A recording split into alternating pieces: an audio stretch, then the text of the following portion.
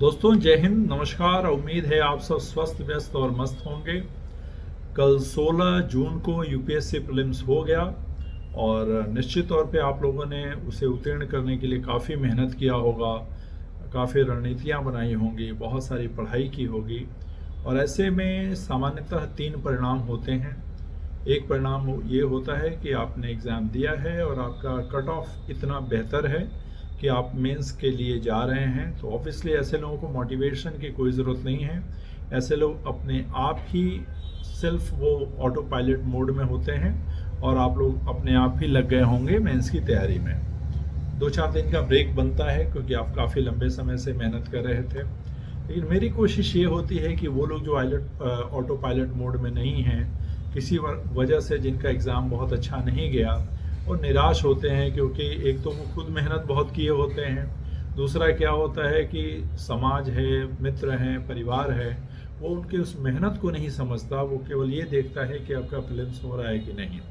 अनुभवहीनता होती है, एग्ज़ाम में घबराहट होती है, बहुत सारे ऐसे कारण हैं जिसके वजह से हो सकता है कि आप लोग कट ऑफ मार्क्स तक ना पहुँचे। इसका मतलब ये नहीं है कि आप विफल हो गए हैं। तो मेरी आपको राय है कि देखिए, आप किसी को रोक नहीं सकते आपके बारे में बोलने से, लेकिन हम अंदर उसका रिस्पांस या रिएक्शन क्या देंगे ये तो हमारे हाथ में है।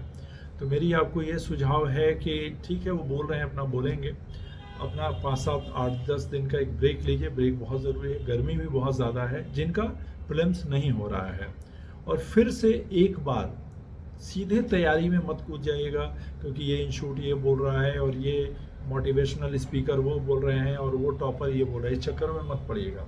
सबसे पहला काम है आपको कि आगे हम गलती ना करें। उसके लिए ज़रूरी है ये जानना कि हमने पिछली गलतियां कौन की। तो सबसे पहले आपने जो प्रीलिम्स दिया है, चाहे आपका जीएस का पेपर है, चाहे सीसेट का पेपर है, उसको एनालाइज कीजिए। एकदम आराम से 4-5 दिन लगे कि आपने हिस्ट्री में किस तरह की क्वेश्चन गलत हो रही है, कहाँ से गलत हो रही है, फैक्ट्स हो रहा है कि कंसेप्ट हो रहा है, कल्चरल हिस्ट्री से हो रहा है या मॉडर्न इंडिया से हो रहा है, मॉडर्न इंडिया के किस सेगमेंट से हो रहा है। इस तरह से पूरे पेपर का माइक्रो एनालिसिस कीजिए। आप एकदम माइक्रो एनालिसिस, ये नहीं कि इस न्यूज़पेपर में आया है, ये यूट्यूबर, आप लोग के यूट्यूबर ने भी आपकी ज़िंदगी हराम की हुई है, शायद मैं भी हूँ। लेकिन जब तक खुद नहीं मरिएगा आपको स्वर्ग नहीं मिलेगा। तो आपको खुद पेपर को एनालाइज करना पड़ेगा। आराम से बैठिए, चाहे रोज 15-15 क्वेश्चन करके करिए। एग्जैक्टली एकदम माइक्रो एनालिसिस कीजिए 4 या 5 दिन में कि मैं किस तरह से और कहाँ से क्वेश्चन गलत कर रहा था। ये जब तक नहीं करेंगे दोस्त, आप 2025 में भी यही गलती करेंगे और फिर 2-3 साल बाद आपका कॉन्फिडेंस गिर जाएगा। तो पूरी माइक्रो एनालिसिस किसी यूट्यूब की, किसी टॉपर की, किसी कोचिंग का आपको वो नहीं देखना है। आपको केवल ये देख लेना है कि मेरा हो रहा है कि नहीं।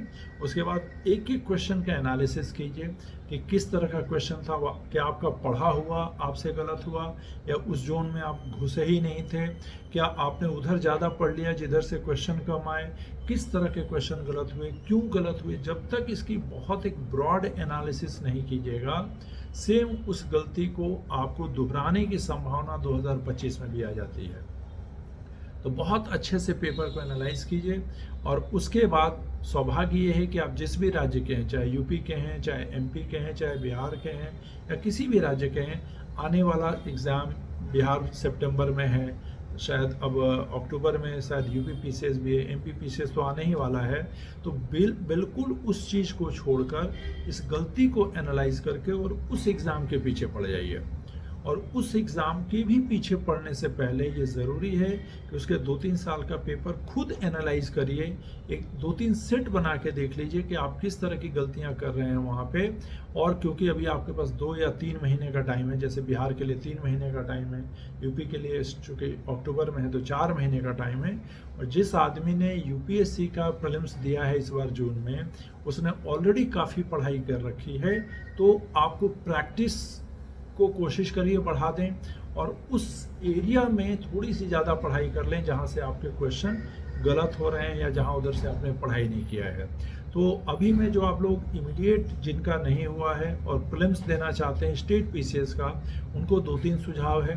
पहला सुझाव है कि पहले तो यूपीएससी का पेपर एनालाइज कर लीजिए, उसके बाद उस स्टेट के पीसीएस के 3 साल के प्रीवियस ईयर्स के क्वेश्चन को बना के और उसको भी एनालाइज करिए कि उधर आपको किस एरिया में प्रॉब्लम आ रहा है।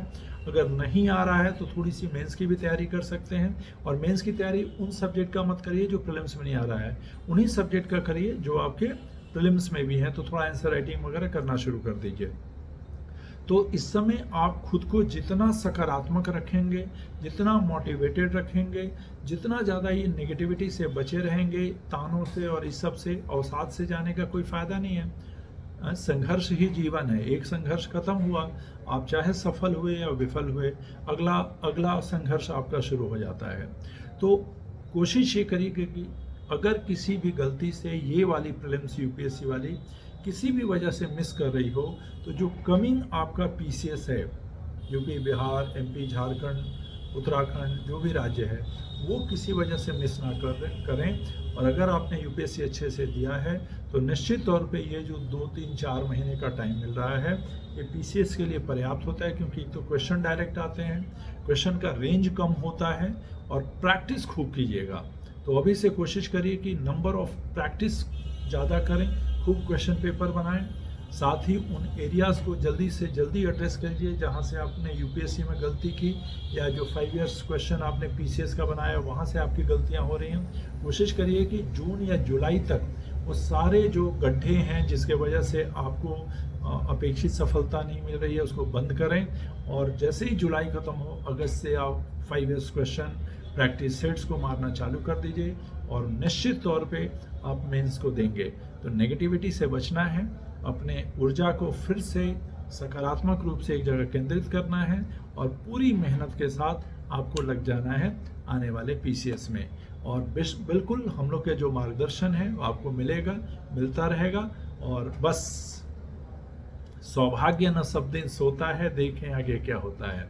ये इंसान का सौभाग्य हमेशा नहीं सोएगा, सफलता ज़रूर मिलेगी, बस थोड़ा सा निरंतर रहना है, थोड़ा सा सकारात्मक रहना है, और थोड़ा सा अपने आप को डिसिप्लिन करना है। हम लोग हैं आपके साथ, प्लीज़ लग जाइए अगले वाले एग्ज़ाम में, मत सोचिए ज़्यादा, पीछे एनालिसिस में कुछ नहीं रखा है। खूब सारी शुभकामनाएं।